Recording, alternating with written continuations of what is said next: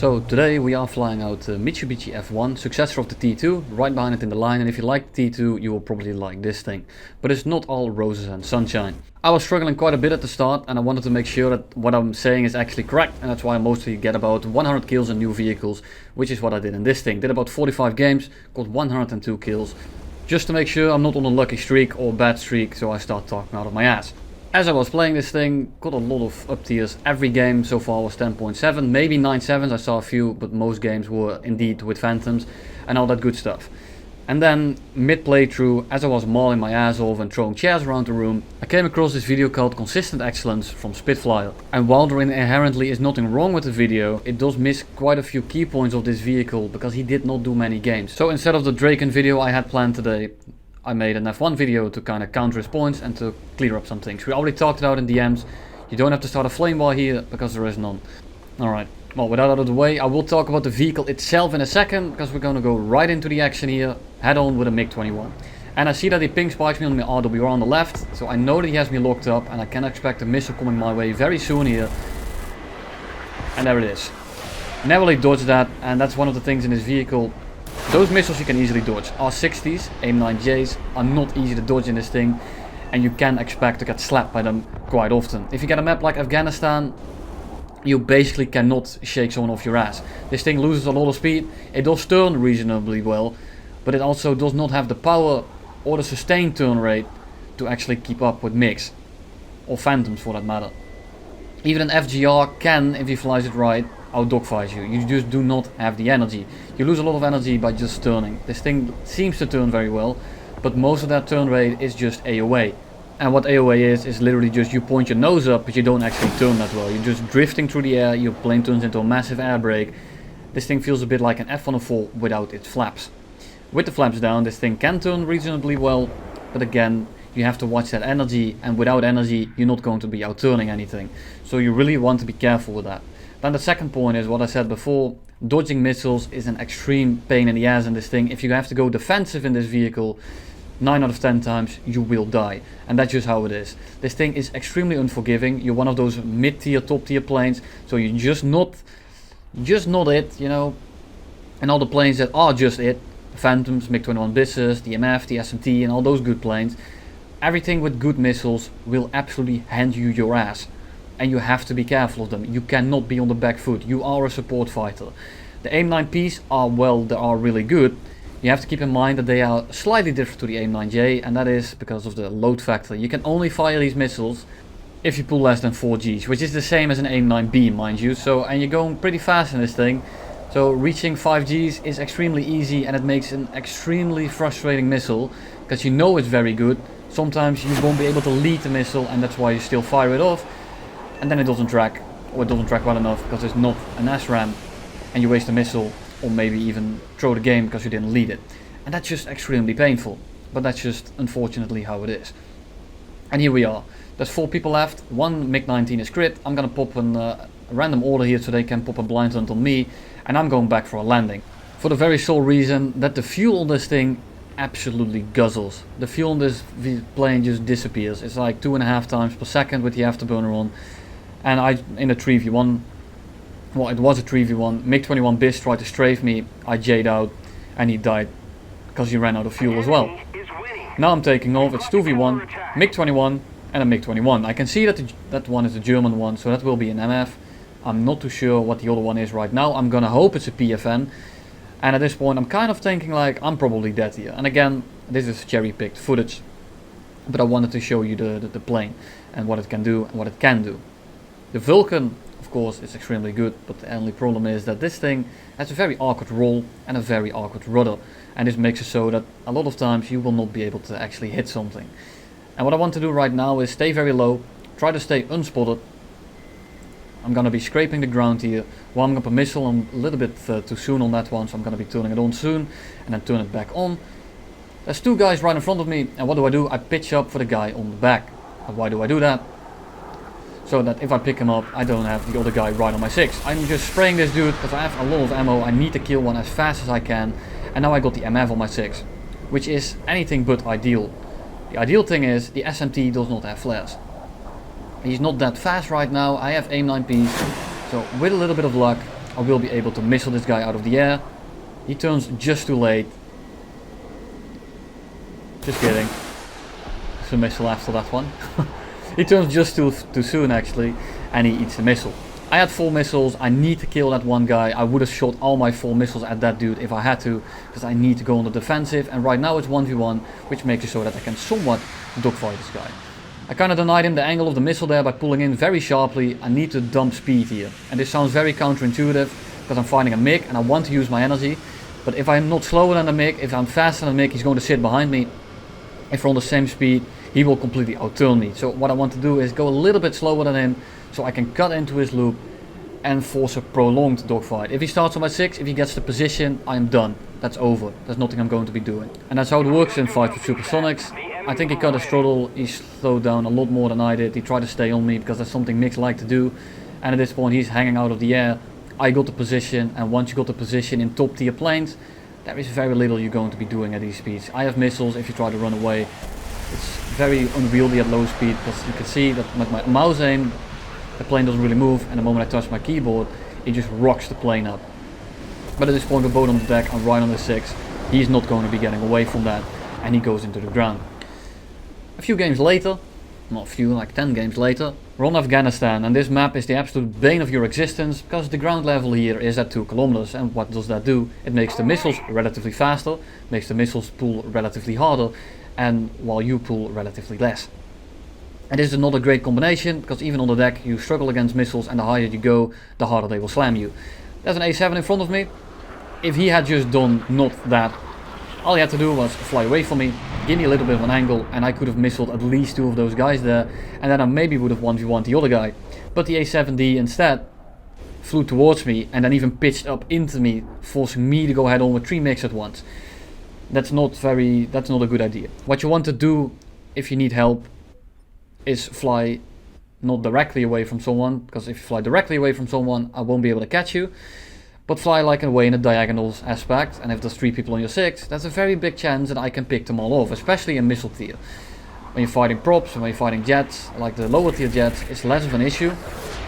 But in top tier, people regain their energy so damn fast that if you have 3 people on your 6, bait them for your team. Do not get selfish, do not try to get them on someone else. If you have 3 people on you, just keep them busy, and there's a very big chance your team will be able to clean them up if you don't go head on with them. MiG-21 from the original aspect, coming back at me because I was outrunning them. There are PFMs, so that's not much of a problem. MiG-21 is going head on with Razor here. What do? I shoot a missile because he's going head on. What I'm expecting this MiG-21 bis to do is either not pay attention to the missile and fly straight, or he's going to turn after that head on just like that, and he eats the missile. Thank you very much for playing my game. And there you go, aim 9P is on this altitude because of course I shot it at a little bit further range, but that's also because of course on Afghanistan. And on Afghanistan, as I said, missiles go faster, they go further, and they turn harder. And this makes it so that you can shoot some missiles at people that they really don't expect you to hit. And that's great. Problem is, if they shoot one at you, you're just as toast. I'm not going to be using a missile, try to get the shot and then try to dodge that guy just last second. Very sketchy, but I wanted that guy dead right now because, well, he's stalling in my face. I don't want him to regain his energy. But that was a bit sketchy, and I probably won't do it again in hindsight. But you know, at the time it looked pretty cool, so why not? Attention to the map. And what we're gonna be doing right now is just regaining some energy, keeping my speed a bit high, and notice my fuel. Just look at it. Look how fast it goes down. You want to bring 30 minutes in this thing? 20 minutes will not last you 10 minutes. Not even maybe. It's probably like 8. Set him on fire. Don't missile him. He stays on fire for quite a while actually. And what you want to be careful of when someone's on fire, they mostly still have all authorities. And I don't want to get R60'd by someone that's on fire, especially from this angle or from this range, because I'm not going to be able to dodge it. So I just fly away from him again. Another MiG-21 coming in. I dispatched Razor to the MiG-21 on the other side of the map. That one over there, thank you for looking. And I will be dealing with this MiG-21 in just a second. But I want that MiG-21 bis to burn up soon, because I don't want him to put the fire out and then interrupt my duel with a little missile of his, as he already should be dead. There we go, he burns up. Now I'm going to be turning in. I'm not going to be giving him an easy kill. I already got missile the other day by a dead MiG-21 Biz after I shot his wing off, so that's not going to happen twice. I just did a 180. He's going to be a lot faster than me. He could have struggled too late. Trying to pull in here, just didn't get the aspect. But from here on out, I'm on his 6. And we're going about 600 kph.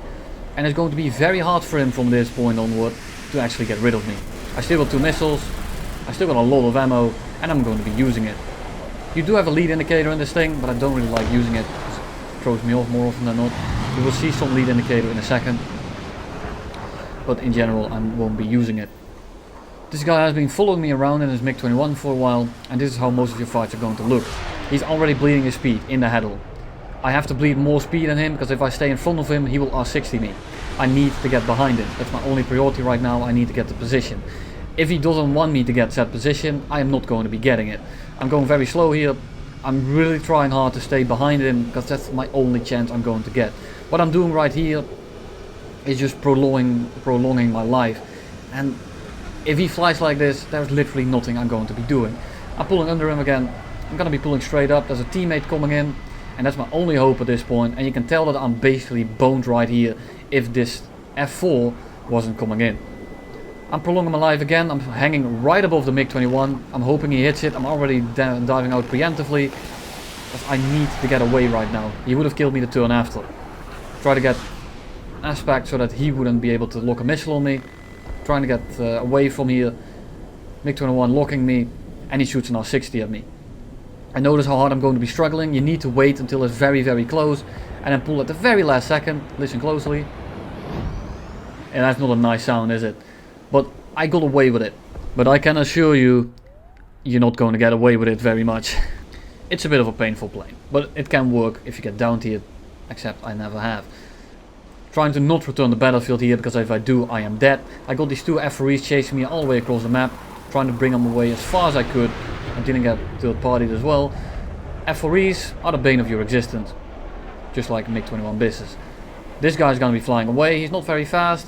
Range is pretty alright. Shoot the missile off.